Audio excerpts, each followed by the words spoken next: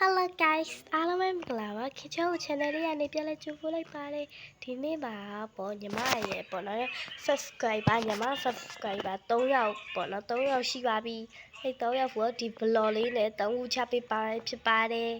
ကဲအဲ့လားဖူလို့ရှိရင်ဖားလိုက်ကြအောင်နော်ကဲဖားလိုက်ကြအောင်နော်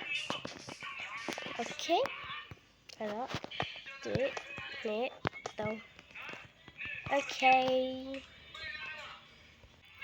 ကဲအဲ့တော့ဒီမှာ subscriber 3ယောက်ကိုဒီရွှေရောင်လေးနဲ့ပေါ့နော်3ခုလုပ်ပြီးပါပြီနောက်ထပ် subscriber ရလာတဲ့ခါကြလို့ရှိရင်ဘာရောင်လေးနဲ့လက်ခိုင်းဖေးခြင်းလဲ comment မှာမှန်ခဲ့လို့ရပါတယ်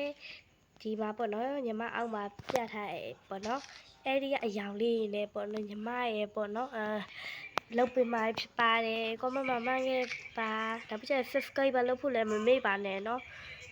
ညီမ subscriber 3ယောက်ပဲရှိသေးတယ်ငိုကျင်လိုက်တာ